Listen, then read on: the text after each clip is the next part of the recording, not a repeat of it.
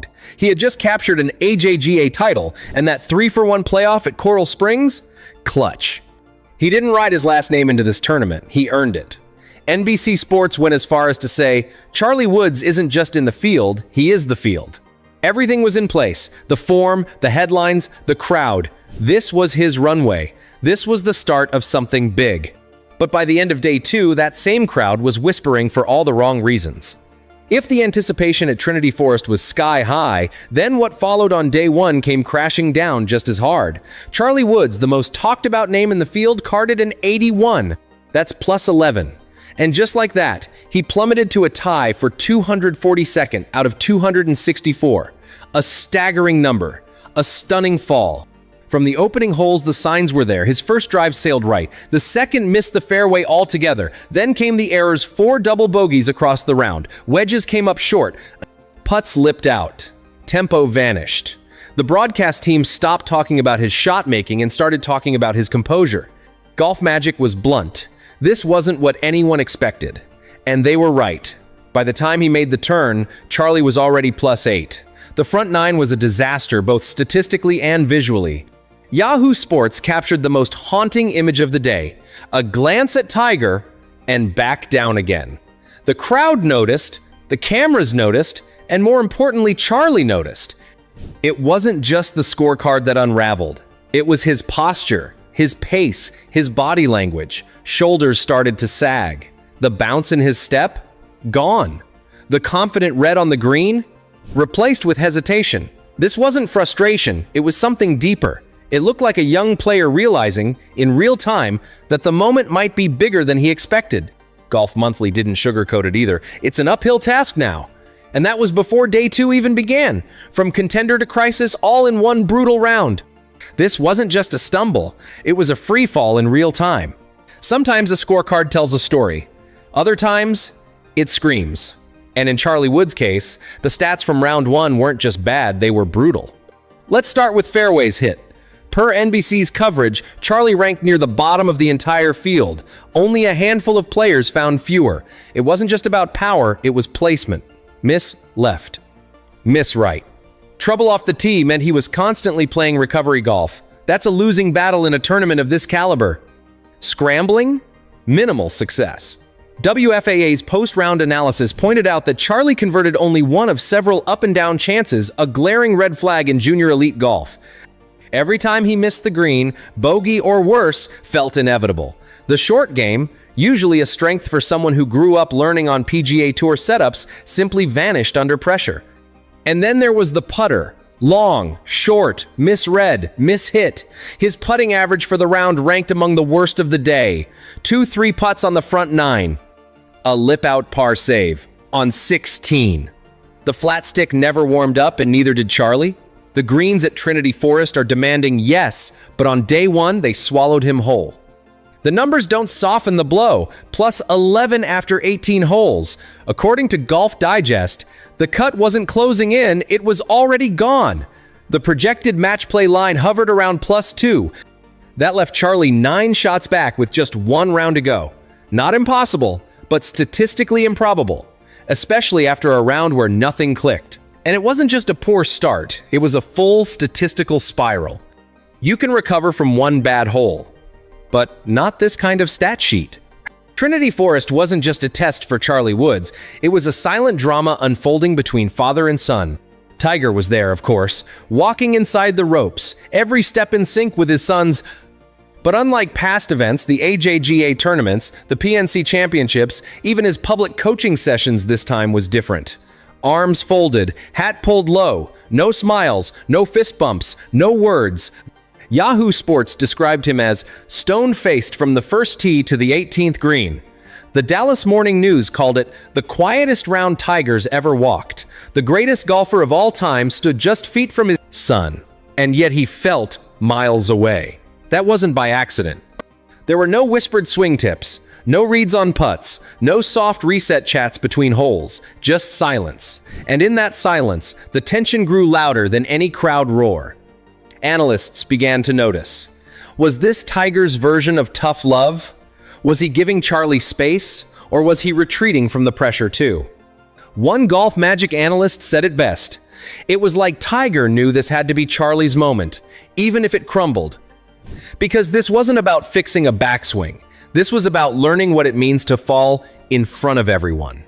And Tiger, perhaps more than anyone, knows what it's like to have the whole world watch you break.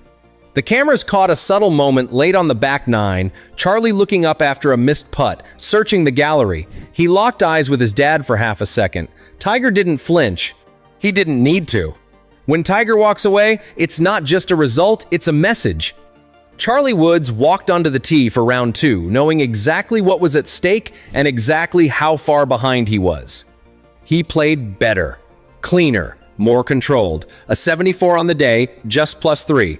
It was the kind of round that might have earned respect in different circumstances. But here, it wasn't enough. Not even close. After the damage from day 1, Charlie finished the tournament at +14, a full 12 strokes behind the match play cut. NBC Sports called it one of the highest profile exits of the championship. Golf Digest echoed the sentiment.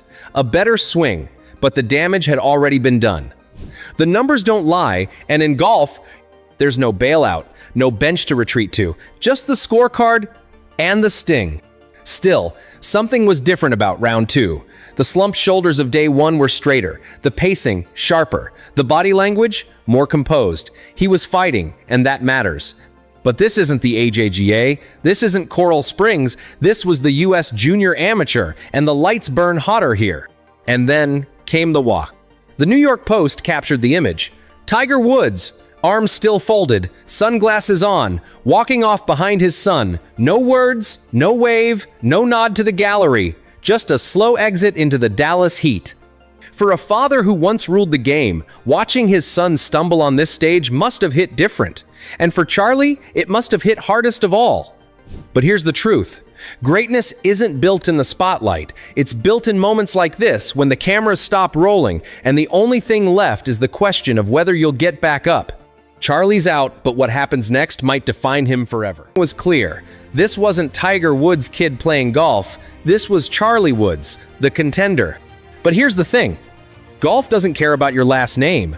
It doesn't care who's watching. And under pressure, even legacies can crack. What happened next wasn't just a bad round, it was something no one, not even Tiger, could have predicted. The first tee shot sailed left, the second hole a double bogey, and by the time Charlie Woods made the turn at Trinity Forest, the wheels had already come off. His scorecard told a brutal story. 81 strokes, 11 over par, leaving him tied for 242nd out of 264 players. Let that sink in a tournament built for breakout stars, and Charlie found himself near the bottom of the board. On the front 9, things unraveled fast, +8 through 9 holes. Tee shots were wild, approaches short, and the short game, usually a strength, looked hesitant. Multiple double bogeys, including a disastrous 4-putt on the par 3 7th, erased any early momentum. The rhythm? Gone. Confidence? Shaken. Every swing looked like a guess. Every shot, a reminder of just how brutal this game can be. And then came the back 9, a flicker of hope. A birdie on 11 clean drive, solid iron, 1 putt, a brief smile, then another birdie on 15. Was the tide turning? Nope. It faded as quickly as it arrived. A bogey on 16, a misread putt on 17, and a closing par on 18 that felt like a mercy, not a victory. But the scorecard wasn't the only thing speaking loud. Yahoo Sports described it best. Charlie walked slower, shoulders slouched, a step behind his playing partners. He looked up toward Tiger, then back down again. You could feel the weight, not just of the day, but of the expectations crushing in on him. It wasn't a meltdown. It wasn't a learning experience. It was a collapse. And with just 1 round left to play, the question shifted from, can he win, to, can he survive the cut?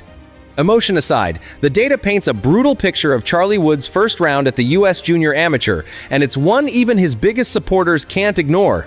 According to NBC Sports and WFAA, Charlie's performance placed him firmly in the bottom tier across nearly every key metric.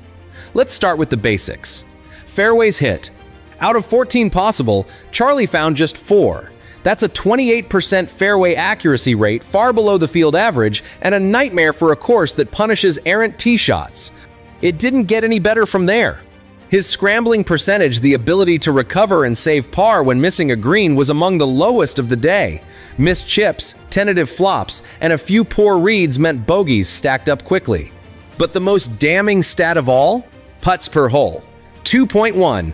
That may not sound catastrophic until you remember elite junior players at this level typically hover around 1.6. A half stroke per hole adds up fast over 18, and in Charlie's case, it added up to an 81. Then there were the 4 double bogeys. Not 1, not 2, 4. Every single one of them a momentum killer. Each time Charlie seemed ready to settle, he'd 3-putt, chunk a chip, or sail an approach.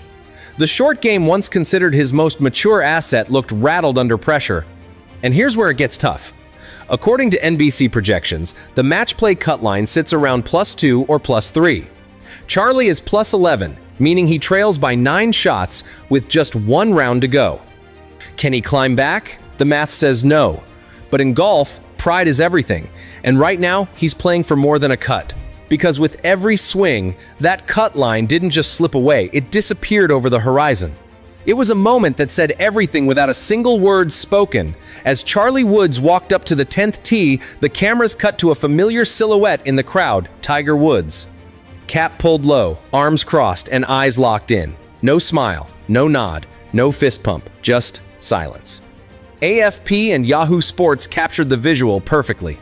This wasn't the proud, engaged Tiger we'd seen at PNC championships or junior tournaments past, where he'd kneel behind Charlie to read putts, whisper advice, offer encouragement after a tough hole. This Tiger looked like a statue, unmoving, unreadable, watching each shot like it carried the weight of the family name. It did. And Charlie saw it. Multiple times during the round after a flared drive, a pulled putt, a sloppy double, Charlie glanced toward the rope line, toward his dad, but Tiger never moved, not even a head tilt. Just a cold stare under that iconic Nike cap, and that silence, it roared. In past appearances, Tiger had been his son's caddy, coach, and hype man all in one. But now, on the biggest stage of Charlie's young career, he stood back. Was it by design to let Charlie fight his own battles? Or was Tiger feeling the weight too? Golf Monthly and WFAA both noted how unusual it was to see Tiger so visibly distant. Analysts speculated, was he frustrated? Was he shielding emotion? Was he allowing his son to grow? Or did he not know what to say in the face of a public collapse? And let's be clear, this wasn't just any round. This was a gut punch. The round every young golfer fears.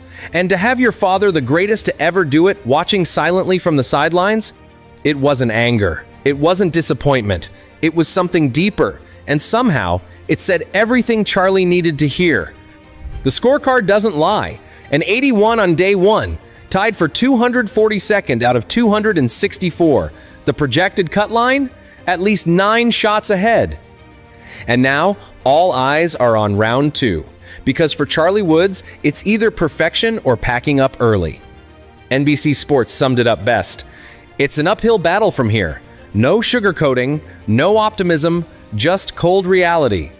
To have any hope of reaching match play, Charlie will need a near-flawless round mentally and mechanically. That means controlling nerves, hitting fairways, sinking putts, and silencing the noise. All of it. And here's the thing, he's done it before. Go back to Coral Springs, that AJGA playoff. Charlie was 2 shots back with 3 to play, rattled off back-to-back birdies, then nailed a clutch 10-footer to win it in extra holes. That's the Charlie we know. Resilient, composed, fierce under pressure. But Trinity Forest isn't Coral Springs, and the U.S. Amateur isn't an AJGA junior stop. This is the big leagues of amateur golf with college coaches, media, and legacy all swirling around one 15-year-old. And unlike Coral Springs, there's a crowd here whispering every time he tees it up. That's Tiger's son.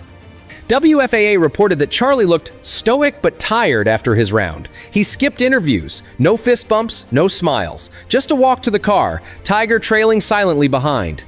It's not just about recovering strokes now, it's about reclaiming confidence. Because that's the question now, isn't it? Is this just a bad day at the office? A stumble every great golfer learns from? Or Is this the first real taste of golf's brutality? The reminder that no last name, no pedigree, and no gallery of cameras can guarantee success? Tiger's expression may have said it all, but Charlie's next round will say even more. The real test? It starts now.